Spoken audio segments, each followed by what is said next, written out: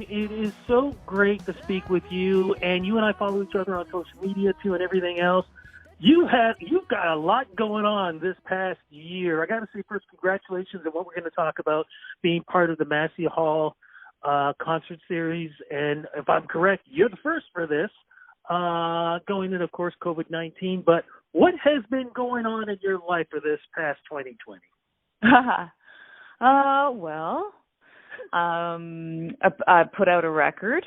I own a cafe as well. It's called Quitters Coffee. It's in the west end of Ottawa. So as anyone listening who is also self-employed and runs a small business can appreciate, it's every week you're kind of on your toes. And so really, everything like everyone that we thought was going to be is not happening. I was going to tour this fall, and that didn't happen. And I had somebody running the cafe for me day to day, and COVID changed that. So I'm back at the cafe quite a bit, running it as well. And I got married. I didn't have a wedding. Stuff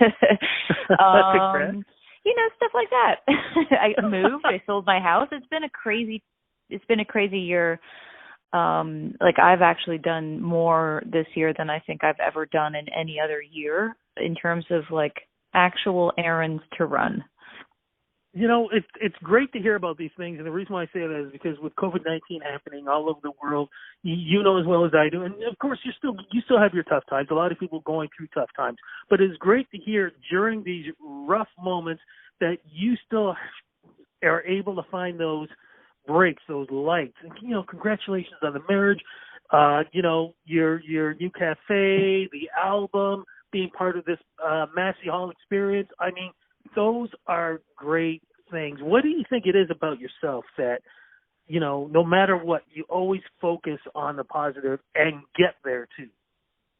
Well, to be fair, I mean, I this past week I've been very emotional and very disappointed in the reality that I spent 2 or 3 years recording and writing an album, and as lucky and as grateful I am, there are some days where I have a huge amount of frustration and disappointment that I can't go out and play it for people, and I can't actually earn a living being a musician. That part's really incredibly discouraging, especially as many people who know musicians or are performers know. It's you have to commit so much of your life to earn a living that way and to commit to that lifestyle. And so there are days where it feels really negative. But perspective is really helpful. And sometimes when you hear about other people's experiences, whether it's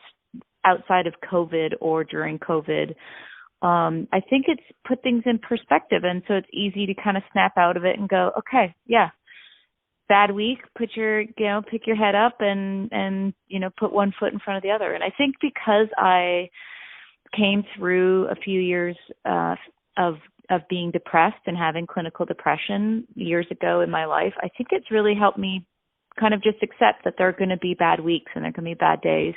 And you don't have to paint the entire painting in that one color. Absolutely true. When you just talked about the live performances, at least we're going to have something as we speak. People are going to get a chance to see very, very soon. What is the connection between you and Massey Hall? What's going on?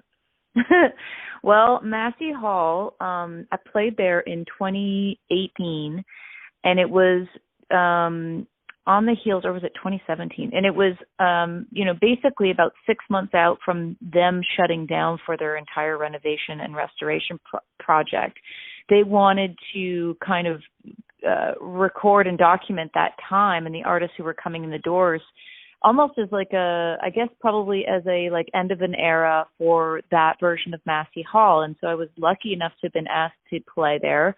I opened for Matt Mays, and I actually used the gig as an opportunity, as motivation and an opportunity to play new songs and to write new songs. And so that's kind of what I set my mind to. And then when I played that show, I sort of showed up with 4 or 5 new songs that I had never played in front of people that were still pretty fresh and untested. And we're going to get a chance to see and hear all of this with this great experience, too.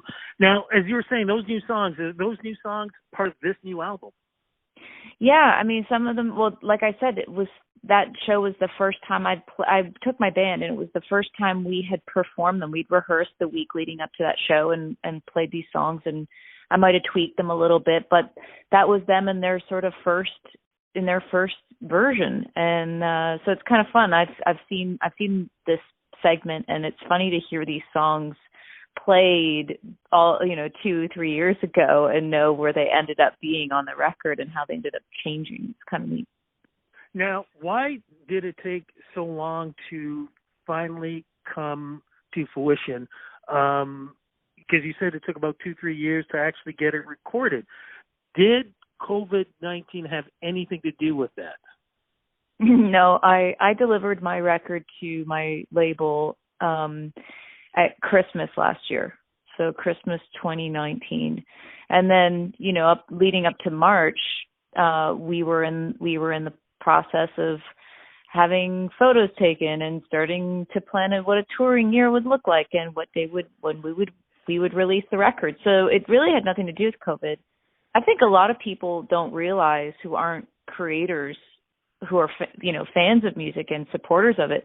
I don't think they always realize how much time actually goes into the creation of this work. Like, I didn't just show up to the studio for 2 weeks and come out with a record. It took me years to write the record. It took me years to tweak it. I went back to the drawing board a couple of times. And that's just my process. But also, I had a pretty busy life. I owned a small business that had upwards of 20 employees. It was open 7 days a week. It's a really hard thing to juggle, that life and being a musician as well, and being a writer. And those two sort of sides of my brain don't really work well together.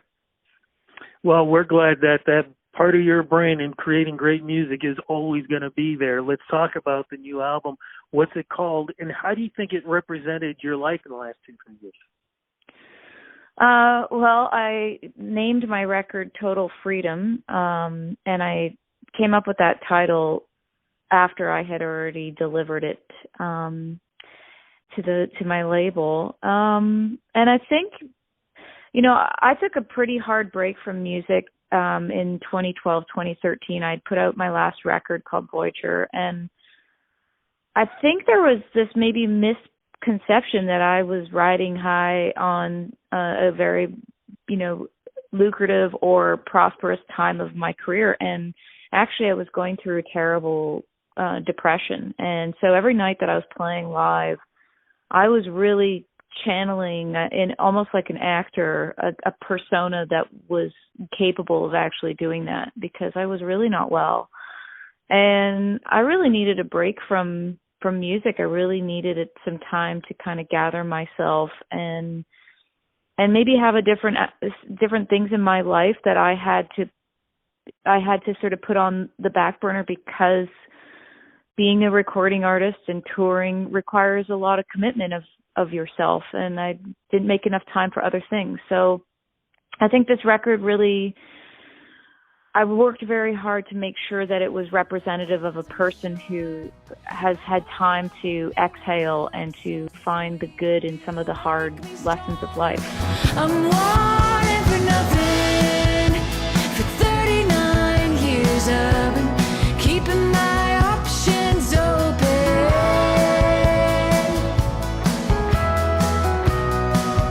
I've been keeping mine. For 39 years I've been keeping my options open. Do you consider this therapeutic, your album? Oh, it was entirely therapeutic for me. I mean, all my records are therapy for me. And I think that's true for every creator. I think there's just it's a huge outlet. And it's very challenging and rewarding, and it makes you, want to crawl out of your skin, and it makes you feel incredibly good in your skin. It's that whole spectrum. Because we are in this time where touring is very, very hard to do, what are your plans for the rest of 2020 and leading into 2021? Will you be doing any of the virtual performances, throughout the summer, and even I've heard there's still some drive-in performances going on too. Are you going to be part of any of that? Well, I'm going to sound like Debbie Downer. I'm doing a few little things for some friends like Hayden, who does the Dream Serenade, and something for a few radio stations to play a song here and there for their holiday stuff. But no, I did a virtual album release out of my coffee shop in August when my record came out, and I put a tremendous amount of energy into it, and it was really, really fun and exciting and cool to do.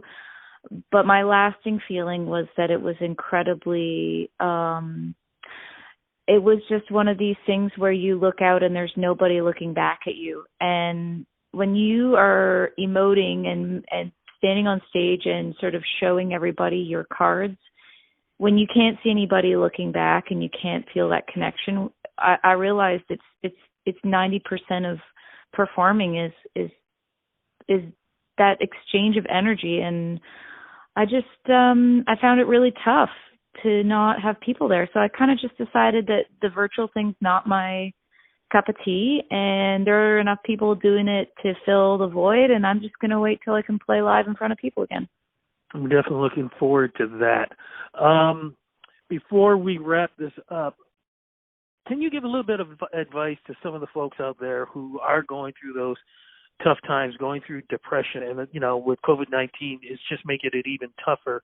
Is there any advice that you can give them that hopefully they can stay on that path and get past all this and hopefully just hang in there? Okay, I have two tips. Tip number one is, if there's something in your day that is making you feel like it's this heavy sort of weight that's on you, and it's making you anxious and making you feel dread, just say no. Just don't do it. Whether that's like, I don't want to get groceries, something as complex as like, I don't want to confront that person today. Just give yourself permission to not deal with it today, And my second tip is this. When you're stuck in a place and a time in your mind and your heart and you're really down, you really feel like it's never going to change. Like, it just feels like time stands still. And time does not stand still. It passes. And I promise to whoever needs to hear this that it will pass.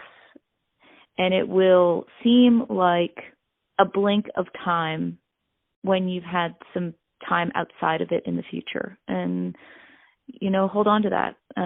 Maybe it doesn't come today, but, time really does heal all wounds.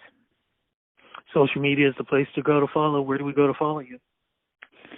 Well, I have a website that I guess they put up stuff. I don't maintain it, but I'm on Twitter and I'm on Facebook, and social media is good and bad, so it's not always the best place for people to spend their time. But I don't know. I'm trying to just be around, and I think people can find me if they want to find me. Just Google my name. I'm sure you'll figure it out. Love it. Congratulations on being part of the this Massey Hall series. Congratulations on the new album, the business, the marriage, everything. I'm just so happy for you, and I'm so looking forward to at some point, maybe in 2021, not only are you going to be out there performing live in front of people, but the next time you and I get a chance to talk, whether it be on the red carpet, whether it be, a sit-down one-on-one, I would just love to be able to, like you say, to be able to do this one-on-one to feed off the energy.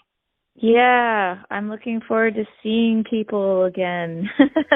Same here. Yeah. Take care. Thank you again. Be safe, and hopefully we'll talk soon. Thank you so much. It's good talking to you. Always. Take care. Bye-bye. Bye.